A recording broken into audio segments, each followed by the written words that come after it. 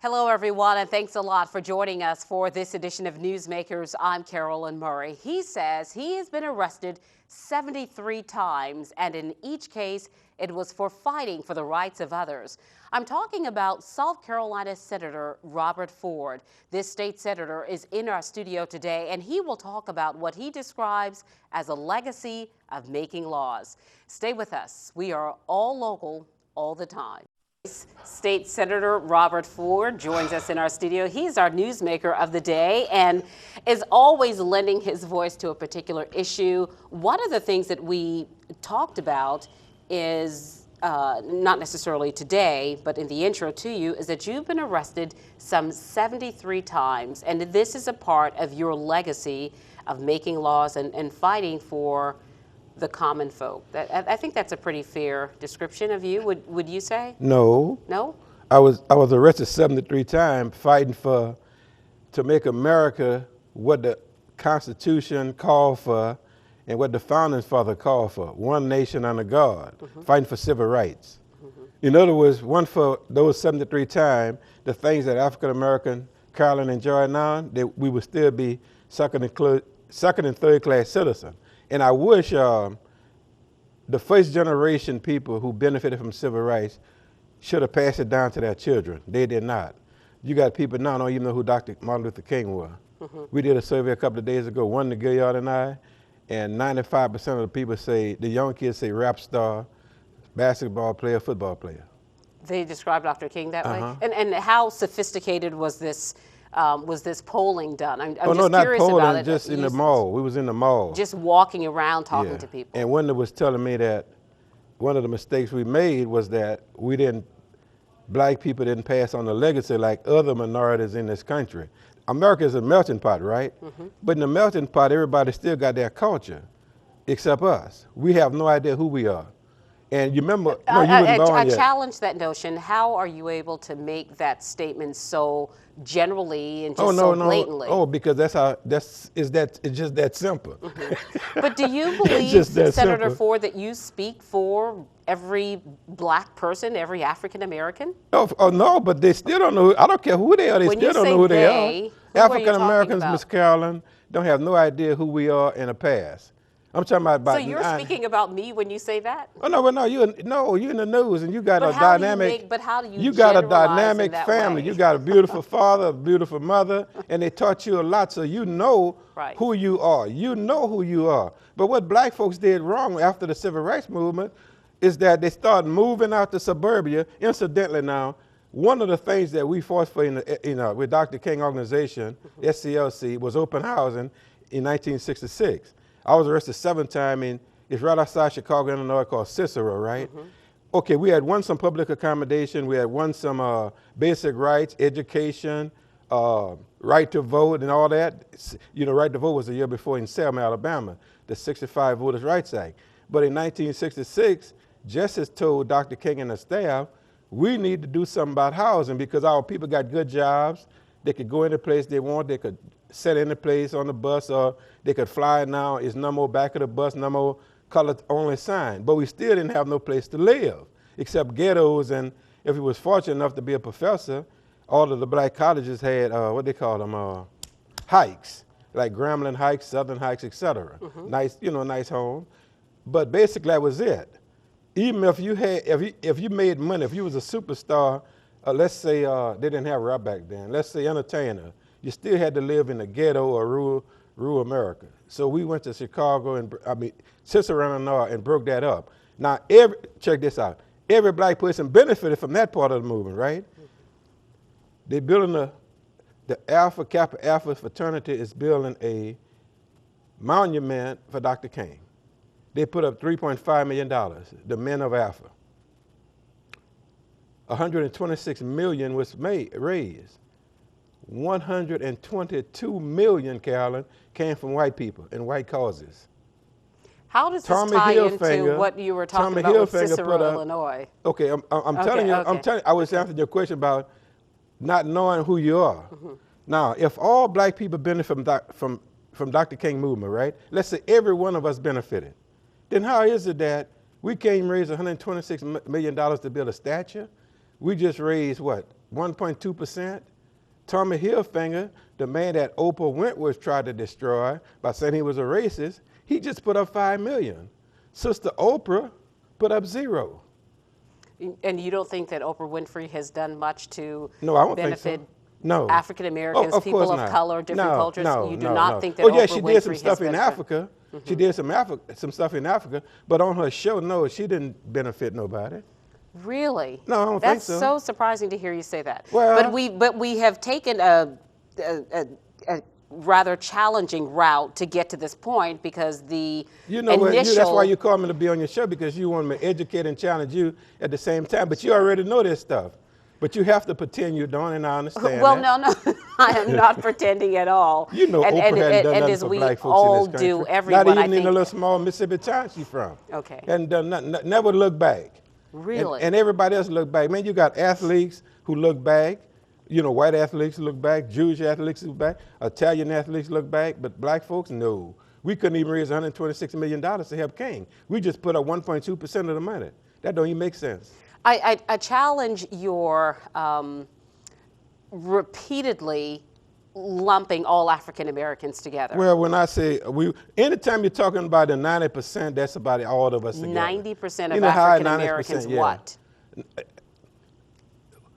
The stuff that we risk our life for, the stuff that I was arrested 73 times for, could have been killed in a day, still could be killed every day. My people who I love and would died for, I already proved that over the past 40-something years. They don't have no appreciation to who they are. Why? Because they don't know who they are. How were you elected? How many times have you been elected? Oh, Charleston, because of all the work I do in the community. I am a dynamic public servant, so people are going to vote for me. Even before I was elected, when I came to Charleston, you remember, no, you weren't born. I mean, you wasn't around then. No, you weren't even born then. I came swinging. I was arrested 5 times, done a hospital worker strike, no more than 17 years old. People love me. Well, who puts you in office? The people in my district, okay. African Americans, whites. But that's different. Why? Why is that different? Because they know Roberts Ford. A lot of people don't like me at all, right? Or because I'm all kind of things, but they know that I'm gonna serve them, and you know that too. Okay, so my question to you is then, are you serving a particular group of people? Oh, I'm serving citizens in my district, District 42, Charleston County, South Carolina, and any citizen who is downtrodden. Like, you remember Jesus said, blessed are the meek, for they should inherit the earth. That's every morning when the Gilliard and I get up, we go to IHOP. Not together. No, not together. Of course okay. not. I wasn't sure. You're talking about, well, I'm an old player. He's still a young player. Right, okay. Okay, so now we go to breakfast first, and then after that, we look at our schedule, and then we go out throughout the community and start doing things to benefit people. And most of the time, they don't care. For example, we got 23% African-American contractors at Bowen. Carolyn, right during that process, we had the largest turkey giveaway, Thanksgiving dinner giveaway we ever had. 1,700 people, right? 99% of the money came from House members and senators. McConnell put up 3,000. Bobby Harris put up 1,500. Black elected officials, other than Whitney and I, 0. Those 23 black contractors, just 2 of them came to the table and helped poor people to have a good Thanksgiving dinner. That's the way we are. Well, we are going to let you talk a little bit more about turkeys in just a moment. Senator Ford, stay with us. How you came about becoming such a vigilant, committed public servant. You are not from Charleston, or certainly not from South Carolina, but you have made it your home. But where did you start, and how did you begin your career in politics or community service? Thank you. Now, see, I like that. You got it right. I know. She's catching them curves, ladies and gentlemen. When I was 14 years old, my mother never knew I was a little gang leader in New Orleans, right? She never knew. You were a hustler?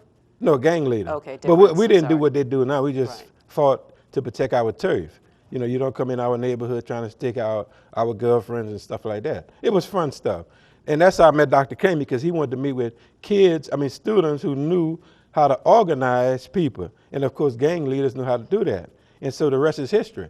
Once I met him, finished high school, went to Grambling, but all during those weeks, in the afternoons and everything, we was doing demonstrations throughout Louisiana. And then when I went to Grambling on athletic scholarship, I still was demonstrating Matter of fact, I was arrested in Selma while I was at Grambling and a couple other small communities throughout the South. But Selma was small too. But then once I graduated once I left Grambling, during a major protest, then I became a full-time staff member. And in 1969, I think 1,100 women walked off that job at MUSC. They was making $1.60 an hour. And that was the highest paid people at MUSC for as African Americans concerned. I think some was called LPNs. Mm-hmm. Licensed practical nurses? Yeah, no registered nurse and nobody else, right? Mm-hmm. And so you're talking about the MUSC hospital strike? Yeah, and we was here 3 months. The whole staff was here. Dr. King had just died a year before. We still did Resurrection City, you know, the Poor People's Campaign in Washington. And so then they sent me to California to do some voter registration. And then I got a call from Anna Young and told me to meet James Orange in Charleston. James Orange died 3 years ago. That's the person Dr. King assigned to work with me. I mean, to be a part. That's my mentor, you might say, because he was about 7 years older than myself and John Runners, who is now living on Seabrook. Just found that out a couple of weeks ago. So that's how I wound up in Charleston. And so I continue I wanted to show the staff, SCLC staff, that instead of going all over the country, why don't we just stay someplace? And so what happened, it just so happened, you know, the Christians say the Lord works in mysterious ways. It just so happened that when I decided to come back to Charleston, the United Methodist Church, the black clergy had just started a program called Black Community Developers. And they had 11 cities on the list. Of course, they wanted to hire me. They had 11 cities on the list, and one of the cities or communities was South Carolina, stationed in Charleston. And I was glad to come back and still here. And then I met you in the news and stuff, was your first guest. And I remember you were stumbling, but now you're one of the most polished professional anchor person I know. In this studio right now. No, I know, period, I know. Period. Well, I appreciate that. Yeah. Of course, you're probably talking about the start of my career at WPAL, yeah, man. working Great with Mr. time. Bill Saunders, and I owe a great debt of gratitude to Mrs. Saunders for Yeah, she called me to be on her show and stuff, a news show, stumbling, but she made it through. You repeated that several times. Apparently, that stood out in your mind. Yeah, because I'm proud of you, man. You came a mighty, like the Christians say, you came a mighty long way. A mighty, mighty long way, I think is what they actually say. So, Senator Ford, let's talk about your first election and when you first became an elected official. What has changed from that time to now in terms of what your platform is and what your focus is and some of the things that you've changed? You've done a really good job of, whacking folks on the head for many years. And you still, in a lot of ways, from what we've heard at the beginning of this particular show, you've come down pretty hard on black folks, generally speaking, and saying that black folks do not appreciate we got to come to the table. Work of a lot of people. Yeah, we got to come to that. Why do you say that? And why do you feel like you are in a position of authority to even say that? Oh, no, just an observation. Since, we did, you see, when the next time you talk to your father, he's going to tell you about the days of old, before integration, before we fought for that, and how things were. And Ms. Carolyn, listen, for the NAACP started in 1908. In 1957, when Rosa Parks sat on, that started what we call the Civil Rights Revolution. In those few years, we made tremendous progress uplifting our people to what they are now. Common sense ought to tell us, hey, we got to give back. Give back. I mean, listen, when drugs came out, in what, the late 70s? Have been out in one form or another since the start of time, probably. We got crazy on that stuff done in the late 70s and 80s. Rap came out in the 80s. And now we got kids wearing their pants below their butt, don't mind killing each other. That's not us. We never was like that. Are you spending enough time, do you think, Senator Ford, speaking to those people who you find offensive? No, not offensive. The people who I find not offensive, but the people who make it got to go back and pull everybody else. That's how you do it. That's how everybody do it in this country. In this world, everybody reach back and pull those who not making it, except us. We got to do that. And I'm sorry, brothers and sisters, but everybody in Charleston who know me already know that. Those who need to be pulled have to be willing participants? No. Oh, really? No. So you think that you can force someone to do something we ain't got no choice that he or she is not willing to do? You think you can force the person? Yeah. Oh, yeah. Okay. Because if we don't force them, who going to force them? The government will, and it going to cost much, much more. Don't you know it's cheaper to send? It's cheaper to give a kid a decent education, a decent home, and a decent upcoming than it is to throwing them in incarcerate jail. him? Right. Right. And so we So as a how do people you- owe it to our people Sure. to do that. We got to do that because everybody benefited. And if you benefited, man, Jesus said it best. Those who have, the more you have, the more expected of you to give. And we're not doing it. And I'm still going to die for my people. I'm still going to fight like hell every day, like Wanda and I do every day. But we got to start, brothers and sisters, we got to start giving back. That's all. It's simple. And I'm going to still love it, even if you don't appreciate it. Like I got mad with the black contractors a couple of days ago, but then this week I decided to help them again. Like the diabetes thing, right? They got medical professionals in the black community, right? They should be doing this kind of stuff. But we look around. And you don't think that they are? They might. Everybody doing their little job and going home to their families. You got to do more than that. Just not as a human being, but as a whatever religion you adopt, you still got to do it. Every religion teach that. Every religion you got to practice that, and everybody else do except us as a people. Really? And then generally, everybody got to accept everybody as a people. Listen, you know what I'm proud of? All the whites, no matter what part of Europe, no matter what part of the Asia they from, or no matter what part of Africa they from, they still came to America and they made it work for everybody. But who did they start with? Their own. We are here, been here since 16, 19 or before, and we're not doing it. We used to do it before integration. But once we start making a few dollars, we just move on out. And black people know that, and they're going to be challenged, and they're going to start giving back. Because this is going to be a nationwide challenge. When I go to Washington for the Dr. King Memorial, we're going to challenge everybody then. One of Gilliard and I already decided we're going to challenge them because, Carolyn, they got to give back. We suffering as a people. We're not going to make it. If we continue this path, in 25 years, we're going to be so obsolete, it's ridiculous. All right. Because we're killing each other.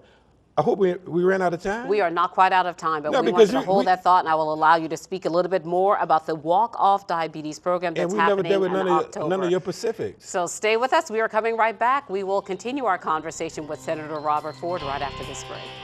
Thank you so much for staying with us. Once again, you're hearing the voice of Senator Robert Ford before you hear mine, because he is, of course, talking about some innovative programs that he, along with, I think it's fair to say, Representative Wendell Gilliard, the Walk-Off Diabetes program, which is something that you are very proud of, and we want to make sure that we mention. It is happening October 29th at Riverfront Park. Why don't you tell us a little bit more about it? And Cal, you know how we got together, Wendell and I? Marjorie Amos Frazier, about a month before she died, she called us and said, I got to talk to you too. Y'all done the same kind of work and y'all fighting each other, y'all got to start working together. And we promised her when we left, we would. And you've been working together very closely ever since. Have no choice. He put up with my craziness, I got to put up with his craziness. We fight like cats and dogs every day. All right. But we got to do it because she said we got to do it, so we're going to do it. Oh yeah, we having our annual walk-off diabetes because it's just a major killer for us. You and I, well, people might not know it by my side, but I work out every day, and of course you work out every day. That's why they just call you a little Muhammad Ali, because you work out every day, you're in great shape. We got to get our people in great shape. Listen, you could walk Hampton Park, you could walk all kind of parks throughout Charleston County. I don't like people walking on the sidewalk or running in the streets because that's not good for you. But we're going to be on the 29th of this month. We asked people to come out. MUSC going to be there. St. Francis going to be there. Roper going to be there. Boeing going to be there. Everybody going to be there. Select Health going to be there. Trident going to be there. The hospital in Mount Pleasant. Very good. So we know you've got great sponsorship for this, and we will again remind people. We're going to be doing screening, and we're going to have a great time, and we're trying to get our people, South Carolinians, healthy, because diabetes is a major killer, and it's responsible for a lot of other disease and illness and death.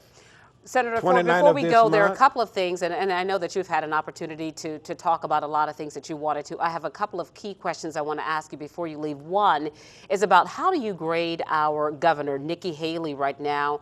Very controversial on a lot of issues, particularly getting people the mandating that South Carolinians provide photo ID to vote. Oh, that's not Nikki. That's not her. That's the National Republican Party platform.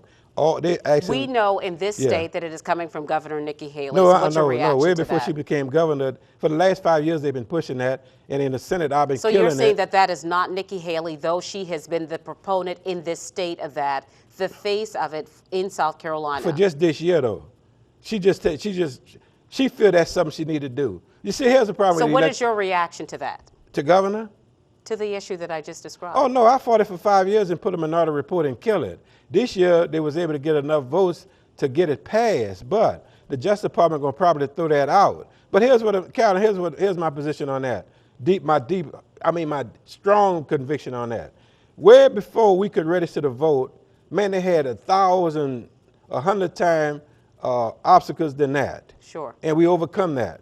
Black people, I'm telling y'all, now don't be crazy enough to think that you're going to let a photo stop you from voting. If it become law, then we're going to have to do it the old-fashioned way. We're going to have to pick up people, take them down to the highway department, and get their picture taken. Well, we know that statewide, 22 people in this state responded to the governor's call and accepted rides from the DMV to get to the polls. 5 people in the Tri-County area. Does it appear that people are willing and wanting to ride, if you will, transportation to get to the DMV? Is that an indication of those low numbers? The real low number, but what's going to happen is that most likely the Justice Department going to take it out. But Karen, what we got, you asked a good question that's first about Nikki Haley. You see, the governor and a lot of our elected officials, they don't want to be public servants. They always got their eyes on another prize, and they don't want to come down and serve the people who elect them. If she served the people who are elected her, the biggest problem in South Carolina is her high unemployment. The Carter of shame on I-95, you got all these poor counties, and then you got all these elected officials not doing nothing about it. You got unemployment throughout South Carolina.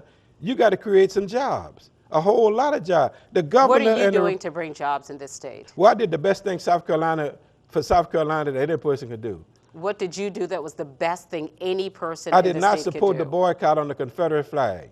I was trained to do boycotts. If I would have supported the boycott, South Carolina had been frozen, because the Republicans, the Confederates, not going to let that flag be destroyed.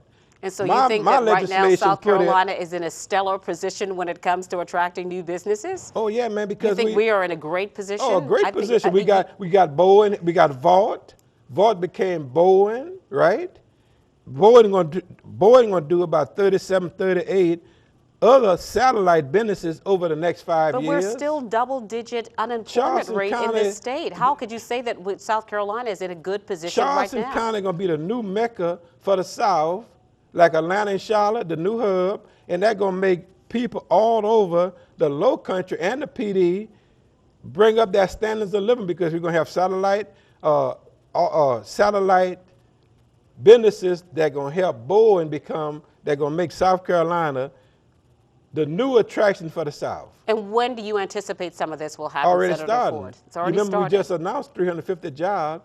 Anita Zucker Company, 350 jobs. If you look at the drawing board, go to the Chamber of Commerce, you will see all kind of companies who are going to be here over the next 5 years. We got the wind turbine on the Navy base, which is in my district. They're going to produce 22,000 jobs. We're going to be a wind turbine right on the Navy shipyard. 22,000 jobs. These countries are going to sign on to do wind turbine. Already got 9. They're going to produce 22,000 jobs over the next 5 years. Okay. And they're going to be jobs that, low-income people can do. And these people will be trained through what source? Tried and checked, and the company going to spend money training them also. But I want people to get an education. You still got to go to school. You still got to finish high school. We want you to go to technical school. We want you to go to college. You got to stop being a gang banger, brothers and sisters. You got to stop those people in your neighborhood from being gang bangers. Everybody can do that. If I walk the street at night when I can't sleep and I see kids acting crazy and acting a fool, I send them home. That's dangerous, right? But I got to do it. Why I got to do it? Because we got to save this generation of young kids in this country and in this community. Robert Ford, thank you. There you go. Always appreciate your time. And don't forget to walk on diabetes on the 29th of this month at the Navy Shipyard. All right.